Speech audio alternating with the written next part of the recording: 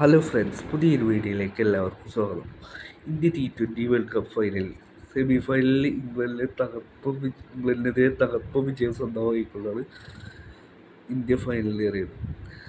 68 റൺസിലാണ് ഇംഗ്ലണ്ടിനെ തോൽപ്പിച്ചത്. ഇന്ത്യ 171 റൺസാണ് ഫസ്റ്റ് ബാറ്റ് ചെയ്തുകൊണ്ട് നേടിയത്. ഇംഗ്ലണ്ടിലായിരുന്നു ടോസ് കിട്ടിയ ഇംഗ്ലണ്ട് ഇന്ത്യയെ ഫസ്റ്റ് ബാറ്റിംഗിൽ അയക്കുകയായിരുന്നു.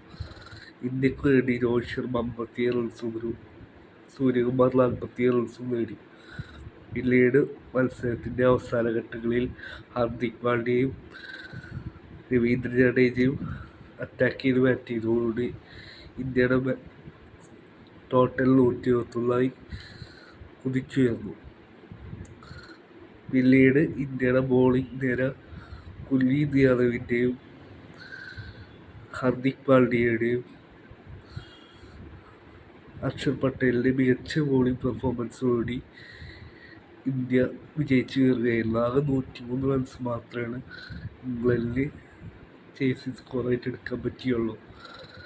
നാളെയാണ് ഫൈനൽ നടക്കുന്നത്. നാളെ ഇന്ത്യ സൗത്ത് ആഫ്രിക്കയെ നേരിടും.